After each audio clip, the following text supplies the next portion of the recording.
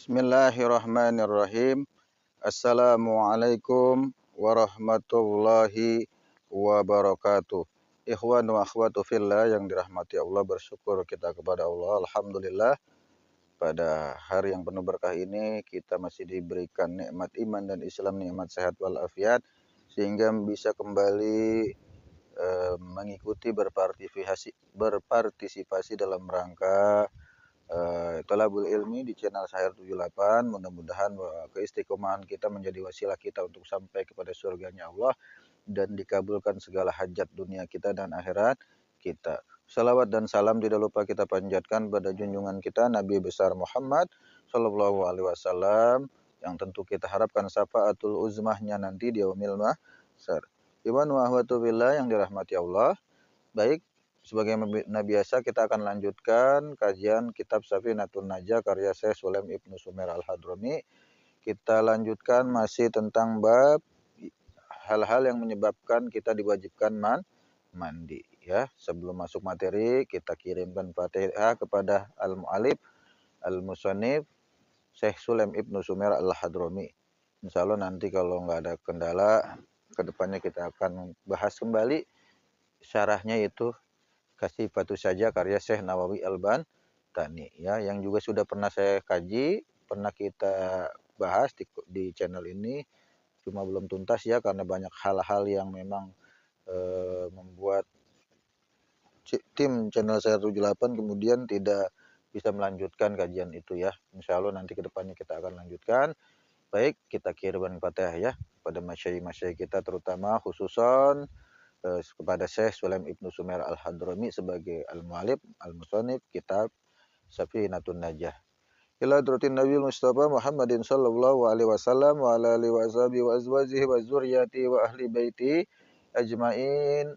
Wa summa ila Sayyiduna Jibril alaihi salam, wa summa ila Sayyiduna Hidir alaihi salam, wa summa ila Abdul Qadir Jilani qaddasallahu sirra wa Sidi Imam Bahauddin Anaksabandi radhiyallahu an, Sidi Abdullah Mubarak Ibnu Nur Muhammad radhiyallahu anhu, Sidi Ahmad sahibul wafat Tajul Arifin radhiyallahu anhu, wa summa ila arwai wali songo radhiyallahu anhum, wa summa ila arwai abaib radhiyallahu anhum, khususan ila ruh Habib Munjir Ibnu Fuad al-Musawa al-Maghfurullah majlis Rasulullah, wa summa ila ruh Habib Hasan bin Ja'far bin Umar Asgab al-Maghfurullah majlis Nurul Mustafa, wa summa ila ruh Habib Ali bin Muhammad bin Husain al-Habsi muallif Maulid Simtudurar al-Maghfurullah, wa summa ila ruh Syekh Sulaim Ibnu Sumer Al-Hadrami muallif al-musannif kitab Safinatun Najah.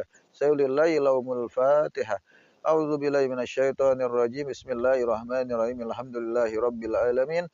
Ar-Rahmanir Rahim. Maliki yaumiddin. Iyyaka na'budu wa iyyaka nasta'in. Ihdinas siratal mustaqim. Siratal ladzina an'amta 'alaihim ghairil maghdubi 'alaihim waladdallin. Amin. Baik, kita lanjutkan mujibatul ghusla sitatun.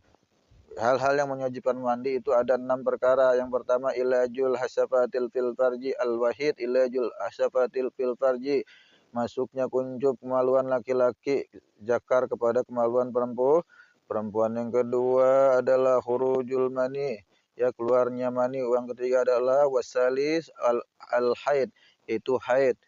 Terus ar-rabi yang keempat an-nifas, yaitu nifas ya. Ya, ada 4, baru 4 ya. 2 lagi, ada 6 perkara. Jadi nifas itu yang menyebabkan kita wajib mandi, yaitu bagi ibu-ibu yang baru saja melahirkan. Ya, itu wajib mandi. Kalau udah bersih, udah kering, darahnya wajib mandi.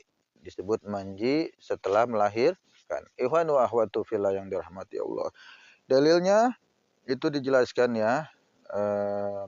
Banyak sekali hadis yang terkait dengan nifas ya. Maka kita seharusnya bisa sama-sama mengerti dan memahami. Nanti kedepannya kita bahas dalilnya. Baik, kita kemarin belum tuntas ya. Kita bicara masalah haid belum tuntas. Ada hal-hal yang harus kita sampaikan juga ya, yaitu terkait perkara yang sudah sering ditanyakan ya. Ini dari zaman dulu sudah ditanyakan berulang-ulang kali ya, bolehkah perempuan itu masuk masjid saat haid? Ya. Di dalam hadis dikatakan akhbartani Ummu Salamah, mengabarkan Ummu Salamah qalat, berkata dia, dakhala Rasulullah sallallahu alaihi wasallam, saat Rasulullah masuk ke masjid, ya. Saat itu Rasulullah masuk ke masjid, ya. Dia masuk ke masjid, kemudian beliau menyampaikan sesuatu, ya. Masuk ke masjid menyampaikan sesuatu, sarahata hadzal masjid. Dia masuk ke masjid, kemudian fanada bi'a'la bisauti, dengan suara yang keras tinggi dia menyeru, dia menyampaikan sesuatu, innal masjida, sesungguhnya masjid, la yahillu li junubi, dihalalkan, tidak dihalalkan bagi orang yang berjunub, wala li haid, dan bagi orang yang haid, ya. Ya. Jadi hadisnya jelas di situ bahwa orang haid nggak boleh masuk masjid.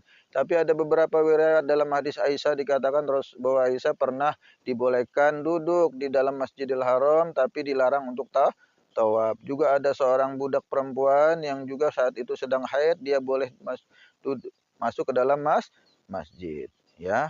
Maka hadis yang pertama ini adalah hadis yang umum, kemudian ditahsis, dikhususkan pada hadis yang lain tadi dengan hadis Aisyah tadi. Makanya ada kaidah fikih dalam fikih Islam, itu ada ilmu fikih, ada kaidah yang bunyinya al-am yabqa fi umumihi idza madalat dalilut takhsis. Jadi keumuman lafaz itu tetap selamanya umum selama tidak ada dalil yang mengkhususkan. Nah, maka itu untuk mempermudah memahami seorang mujtahid, seorang ahli fikih menghukumi, mentahqiq manat, menghukumi fakta tentang persoalan-persoalan fikih, maka kaidah itu digunakan. Jadi dalil hadis yang pertama itu umum, ya. Innal masjida la yahillu li junubi wala li haid. Ya, sesungguhnya tidak dihalalkan bagi orang-orang junub dan orang-orang yang haid masuk ke dalam masjid. Itu umum. Jadi nggak bisa dipahami kemudian, wah kalau begitu nggak boleh, dengan alasan apapun nggak boleh. Nah, kalau memang tidak ada dalil yang membolehkan, maka selamanya haram. Kembali kepada kaidah fikih tadi, al-am yabqa fi umumihi idza madalat dalilu tahsis. Keumuman suatu lafaz, nas-nas Al-Quran maupun hadis selamanya umum, selama tidak ada dalil yang khususkan. Nah, tapi karena ada hadis lain yang direwayatkan, yaitu di mana Aisyah itu dibolehkan masuk ke dalam Masjidil Haram dan hanya dilarang untuk tawaf, hadis itu menjadi tahsisnya, mengkhususkan. Oh, kalau begitu boleh seorang yang sedang haid itu ada di dalam masjid dengan syarat-syarat dan ketentuan yang kemudian dirinci oleh para 4 imam mazhab. Nanti kita bahas ke depannya nanti. Sekarang kita ngomong ini dulu. Ngomong cara memahami dalilnya, kaidah fikihnya, sehingga nanti kita paham. Ikhwanu wa akhwatu fillah yang dirahmati Allah itu, ya. Maka untuk kesimpulannya bahwa perempuan yang haid itu boleh duduk di masjid selama tidak mengotori masjid. Darah-darah itu tidak menetes di dalam masjid, ya. Nanti dibahas secara rinci oleh 4 imam mazhab. Kedepannya kita bahas lagi, ya. Jadi pembahasan tentang nifas kita tunda dulu. Al-afu, maaf, ana lupa. Hari ini harusnya kita masih bahas tentang haid, belum ke merajut, ya. Mungkin itu aja yang bisa Al-Fakir sampaikan, ya. Mudah-mudahan manfaat, ya. Jadi hal-hal yang kayak gini nih harus penting banget, nggak boleh kita anggap sembarangan, ya. Ibu-ibu terutama nih yang bocor mulu, yang palang merah mulu nih, ya. Kalau perlu kalau ke masjid pakai pempes, ya. Pakai pempes double kayak 5 lapis gitu.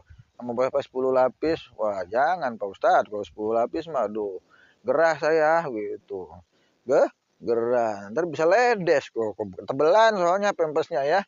Itu aja yang bisa Al-Fakir sampaikan. Kurang lebihnya mohon maaf. Wallahul hadi ila syiratil mustaqim. Assalamualaikum warahmatullahi wabarakatuh.